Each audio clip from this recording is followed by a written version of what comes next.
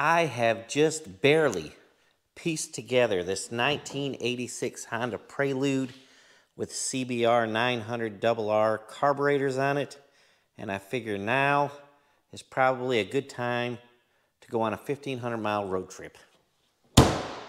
She is even sporting a beautiful Apocalyptic muffler.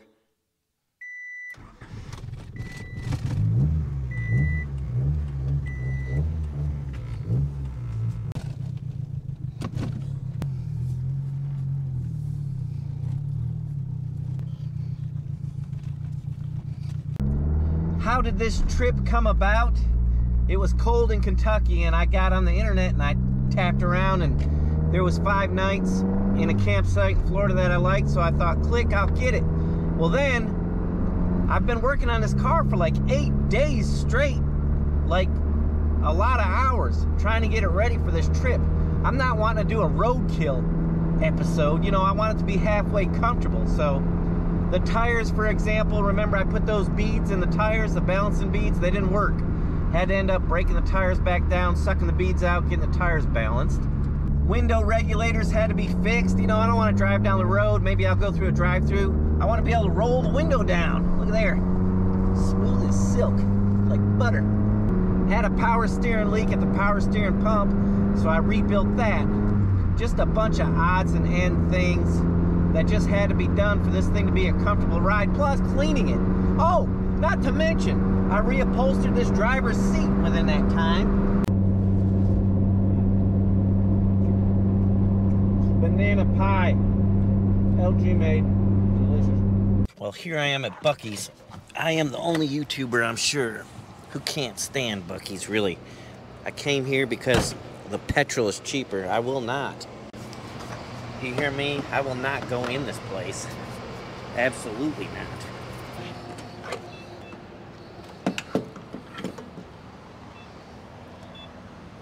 $2.97 a gallon. Let's see how much it takes. I'm going to check the oil and antifreeze real quick. Buc-ee Beavers is nothing more than a Walmart gas station, as far as I'm concerned. And I don't like it. But gasoline is usually cheaper here. I am in Calhoun, Georgia, so it's about 240 miles south from where I live at in south central Kentucky, and this actually is where I bought this car, I believe, right in this area. She's doing good. You guys won't believe. You won't believe the fuel mileage I'm getting. I don't believe it, but I'm happy about it. 28 miles to a gallon. Come on. A little better than that. I can't even believe it. It was getting like 21, 22, just ripping around. But here on the highway, 28. Not burned a drop of oil. The antifreeze is full, no problems there. The fuel mileage should go up, and I'll tell you why. Because the headlights now are folded down. So that's more aerodynamic. I wonder if we can get 29 miles a gallon.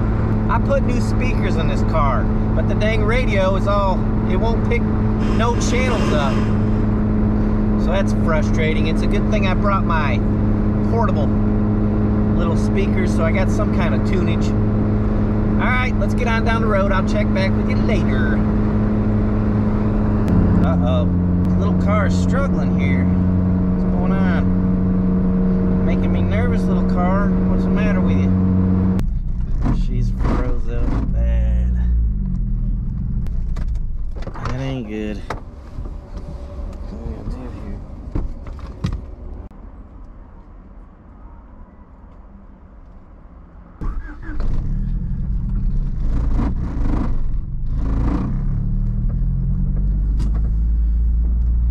I think we got a caliper freezing up. Even though I tested it back there in the parking lot, I pressed the brakes, rolled it back and forth, it seemed fine, but it sure does seem like a brake caliper is sticking and I can smell brakes. I was hoping I could ignore it and it would fix itself, but it doesn't seem to be working out that way. There's our problem right there. You can see smoke. Probably can't see it now, it's cooling off. But this caliper must be locking up. See that smoke? Not cool. Hopefully it'll I don't know. This one seems all right. So it's this left front. I don't know what I'm gonna do just yet. I fumbled around with it a little bit at the parking lot. Kind of got it freed up. I think it's free. And the plan is not to hit the brakes. We'll see how that goes. I was able to limp the car on in. I kept having to stop, loosen up the bleeder screw, let the pressure off, and then tighten it back up, and I could go a good long while again until I accidentally hit the brake, and I'd have to do it again. All set up. Site number 3 at Santos Campground. The brake locking up, that killed our fuel mileage. I got like 20 miles a gallon, and what it was is the hose. Because it started doing it again, I pulled off to the side, and I loosened up the bleeder, and it pumped a little fluid out of there, and then it was good to go for a good long time again until I hit the brakes again. So I got here, I limped it in. I'm gonna try and find a brake hose. I don't know if I'm gonna be able to. If I can't, I'll have to come up with another solution.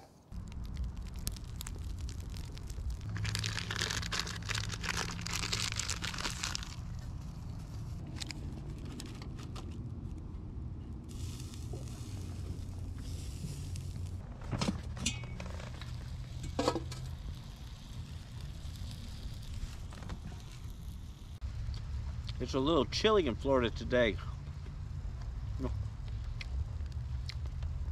Perfect camping weather though.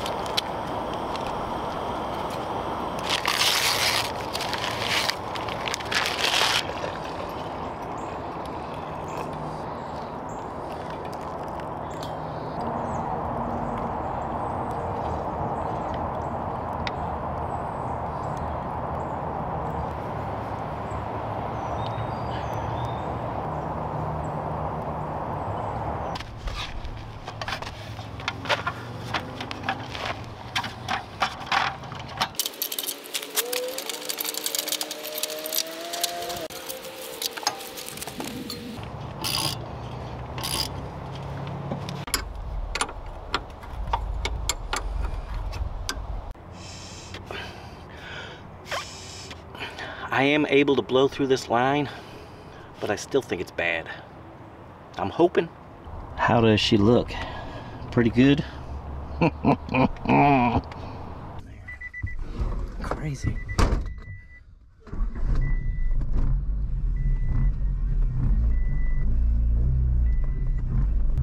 Well, we're gonna try this brake hose out and hopefully it fixed it. The power steering now is acting up. It felt tight. I don't know why. I was trying to be real quiet, inconspicuous there working on this, because you know they don't want you working on stuff like this at a place like this. Anyways, that hose is off of a 1994 Honda Civic, because you can't get one for a Prelude, an 86 Prelude, not today anyways. The pump just seems weak on this thing, the power steering pump, and I did rebuild it with seals, but I don't have a clue why why it's doing what it's doing. So far the brakes seem to be working fine. That hose, I could blow through it, seemed all right, just blowing through it and checking it, but it was bad. That happens sometimes. The way you know whether or not it's a hose or a caliper, I may have already mentioned this, but if you press the brakes down and the caliper's locked up, when you turn the bleeder screw loose, if fluid pours out and all of a sudden it's loose and free, that's a hose. If it's not, then the caliper is froze up. Looks like we got it fixed. I gotta get used to using the brakes again. Oh, it's nice though. It won't take me long to get used to that.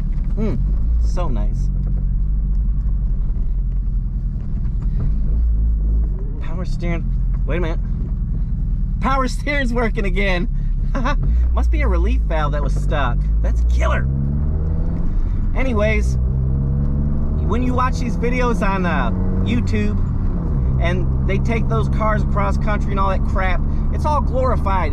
It's not cool to break down out in the middle of nowhere with a limited amount of tools and this, you know, that's not cool. It takes away from all the fun. So the first thing I was wanting to do was get this fixed so I can enjoy the rest of my trip. Most likely this car will do fine around here and I won't have any worries until I head back north. The left front axle is clickety clump.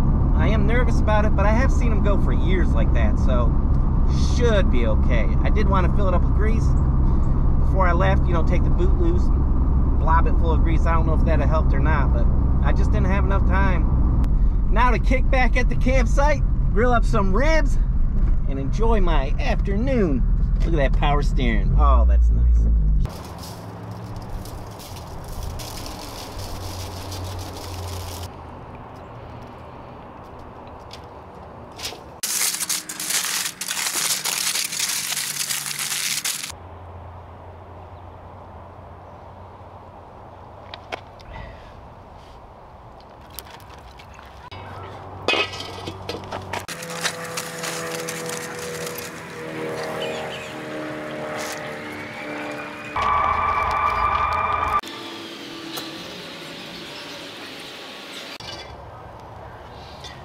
This is some cherry wood I've been saving, and I've got to put a few more coals on there, which is apple wood, charcoals.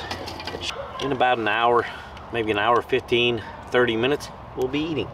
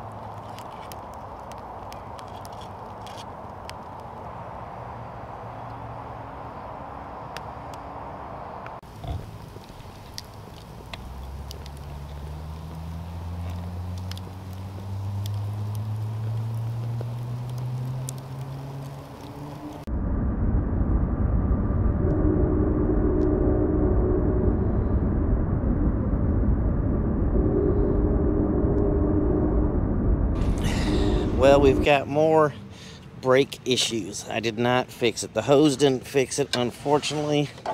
I think I did one-handed figure out what the issue is. Look down there. Can you see that? There's 2 wrenches in here in between the master cylinder and the brake booster. I bought some fender washers. I'm going to install them, and when we get in the car, I'll explain what the heck I think is going on. Fender washers are installed. Can you see them back in there? I went to drive the car this morning and it did it again. The left front brake started locking up, steering wheel's wobbling. It was awful. So I always noticed the brake pedal was real high, and I checked the adjustment down here on the pedal and it's adjusted fine. It's loose and free. But what's happening, I think, I'm pretty sure now, because I drove it about 15 miles, the master cylinder is too close to the booster. So what's happening is the master cylinder is always being depressed just ever so slightly. So why did it take so long to show up? I think because of the warmer weather. You know, as I got down into the warmer temperatures, that's what caused it to do that. A lot of brake boosters have an adjustment on the rod, on the inside there where it goes into the master cylinder, but this one doesn't, or I don't see one. And then you can adjust it so it doesn't do what it's doing. Those washers are only a temporary fix when I get home. Really, I need to figure something else out. I don't know what's going on with it. I may grind that rod down just a little bit. I just think it'd be safer for that master cylinder to be completely flat, like it's supposed to be. It is what it is. I'm gonna drive it and see how she does.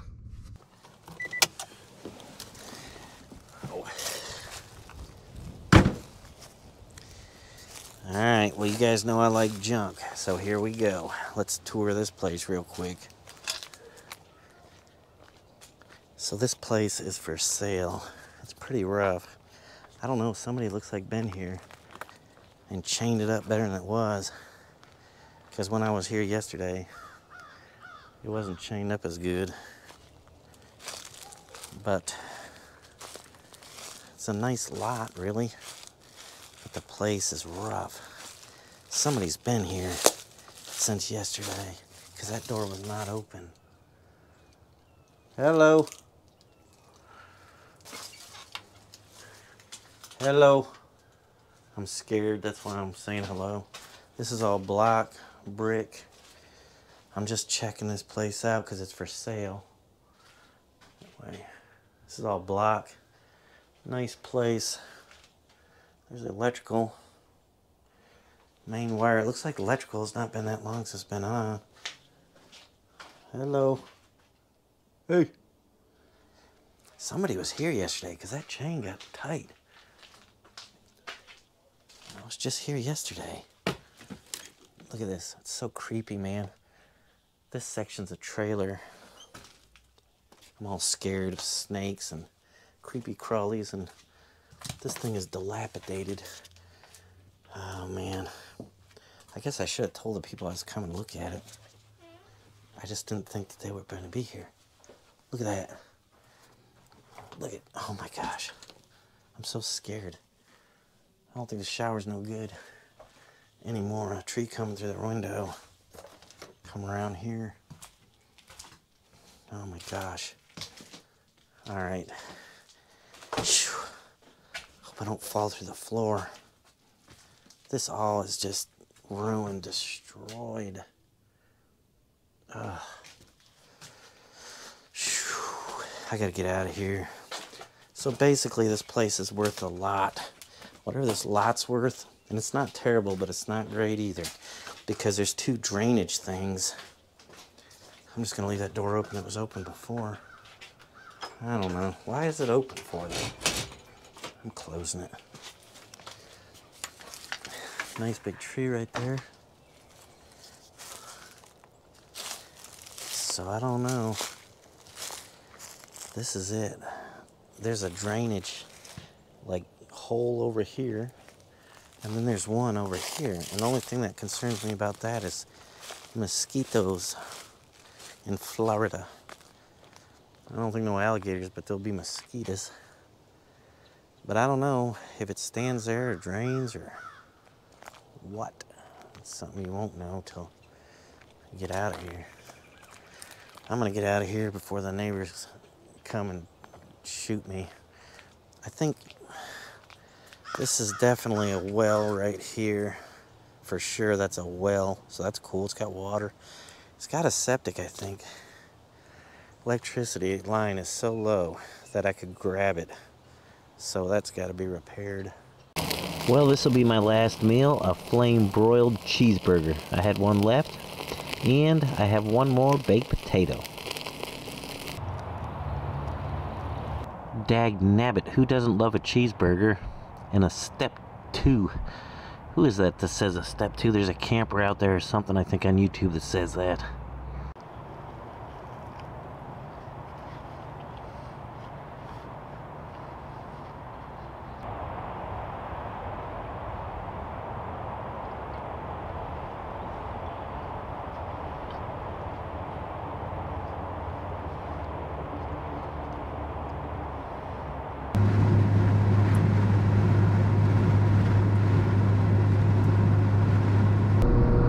you can hear the engine getting it or not, but let me punch it. Hear there?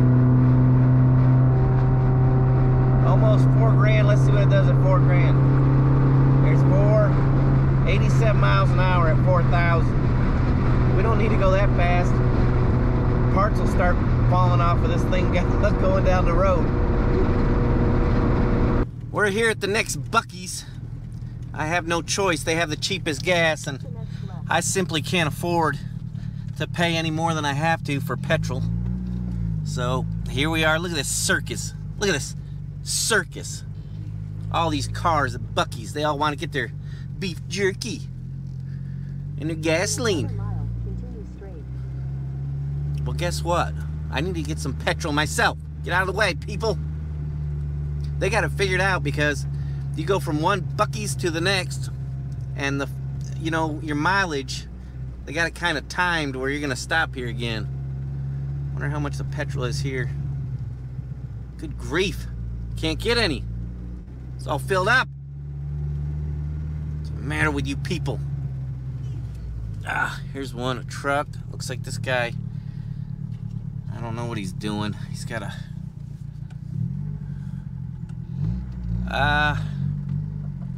I'm not gonna start cursing. I would like to, but I'm not going to. I'm just gonna ease on up here in front of him and get my petrol. That's the best thing to do.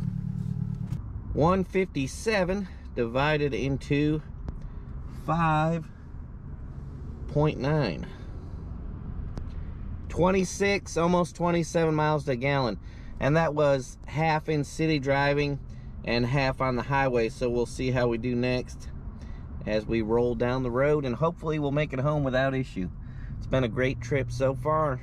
The difference between road tripping a junker like this and say an old Chevelle or something like that is you can get parts for an old Chevelle. If this thing breaks on me, I'm kind of screwed, because it's hard to get parts for. Okay, I had to make a stop. Let me show you guys what's going on here. Do you recognize this place? It's not only Longhorns, but if you'll remember, about 3 months ago in October, when I bought this car, it was sitting right there on a trailer. So I'm about 4 hours away from home at Calhoun, Georgia right now. And if you go back and look at my first video on this car, you'll see this scenery again. That will be quite enough of memory lane. Time to get on home.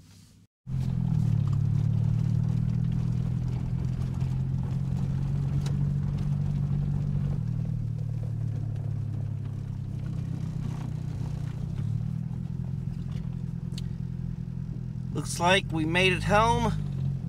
7 p.m. So not bad.